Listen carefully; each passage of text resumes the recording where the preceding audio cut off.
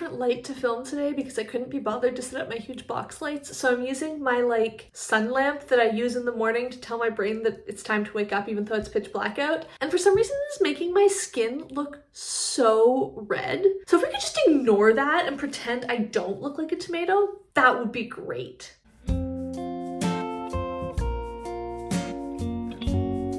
Hi everyone, Rosie here. Welcome back to my channel. I don't know how overdue this tag video is at this point. I've lost track. It's the Eclectic Reader Tag. I was tagged by Fraser of Fraser Simon's Springboard Thought. The original is by Cozy Reader Kelly. I'm not going to tag anybody because I'm filming this so far in advance. I have no idea who's done anything, and honestly, I'm like this much burnt out. I'm not seriously burnt out, but I'm slightly burnt out, so I'm not gonna bother. If you would like to do this tag, please consider yourself tagged. I would love to see your answers. I think it's really fun. I'm just being way too lazy today. Question 1, where do you get your book recommendations? Here, Booktube. I pick almost all of the books that I add to my TBR these days are coming from Booktube. Very occasionally I see something on another form of social media or something and I go, that sounds good, I want to read it. Sometimes I come across books on NetGalley that I've never heard of and go, that sounds good, I want to read it. But seriously, 99% of the books coming on my TBR now are from Booktube. And I don't need to try and look anywhere else. I keep thinking, oh, it'd be really fun to do a video of like reading books recommended by the Storygraph or something, but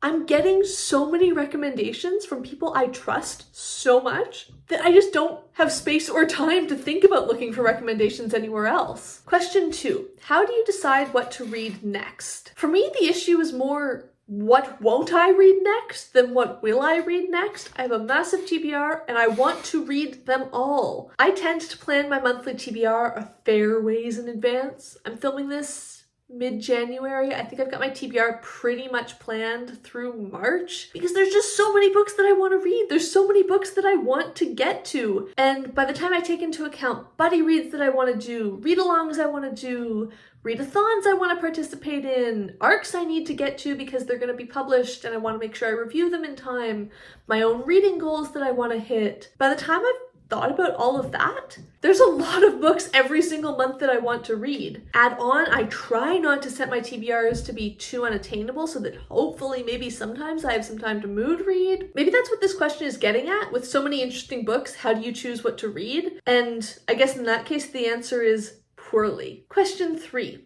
How have reading tastes changed over time? I mean, they almost certainly have. I'd be hard pressed to tell you how. I mean, maybe if I went back and looked at my data on the Storygraph and looked at how it evolved over time and how I read more and more classics and less fantasy, I don't even know. I feel like I read different books, but also I couldn't tell you how. Question 4.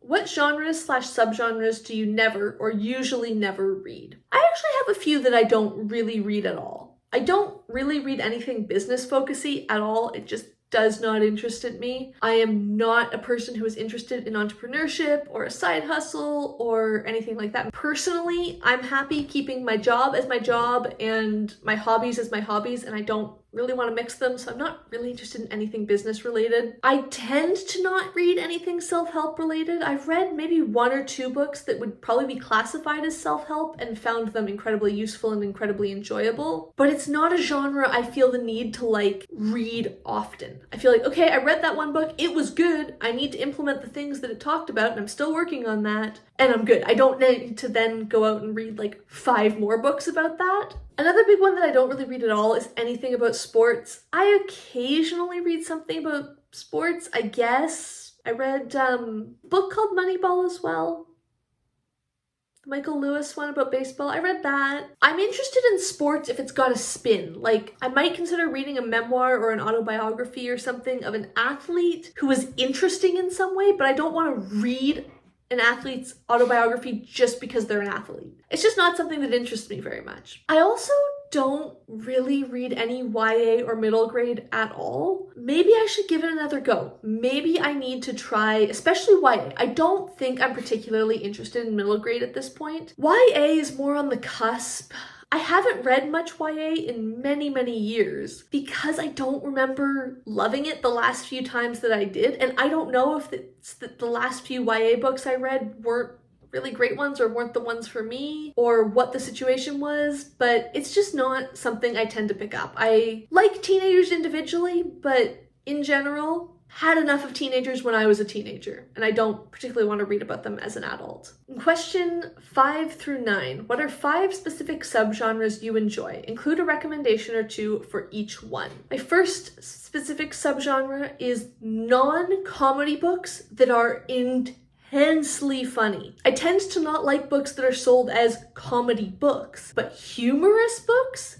Yes. Please. And just to change things up, because I'm sure you think I'm about to say Terry Pratchett here, which I thought about, but then I was like, no, that's too cliche. And I just read in January Dirk Gently's Holistic Detective Agency by Douglas Adams, which, man, is that book funny, and I had forgotten about it, so I'm going to recommend that. If you haven't read any Douglas Adams, either pick up Dirk Gently or The Hitchhiker's Guide to the Galaxy, because they're both phenomenal and so hilarious. At least to me. I know it's the sort of humor that either you love it or you don't. Then I'm also really interested in nonfiction about very niche topics. For example, back in October, I read The Witch by Ronald Hutton, which is all about our image of witchcraft and the evolution of our view of witchcraft throughout time in the Western world. It was fascinating. I know that sounds weird, but this book was so good. Anything like that that's super detailed, super academic on a super niche topic, I'm probably into it. I also love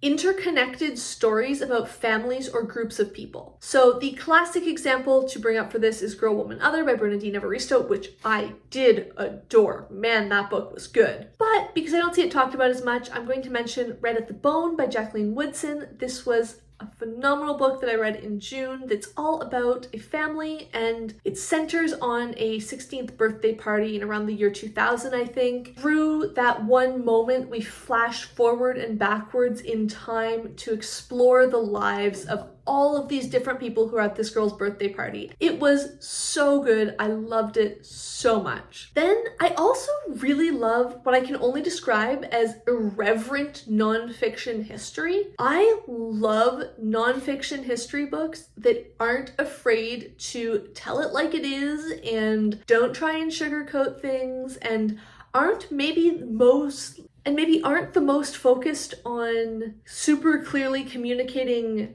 timelines and cause and effect type things, but more giving you general information. The best example I can think of for this is Girt by David Hunt, but The Inconvenient Indian by Thomas King would also fall into this category. History that's not afraid to be like, yeah, he was a pedophile and abusive and a terrible governor of Tasmania, which is pretty much an example from Girt.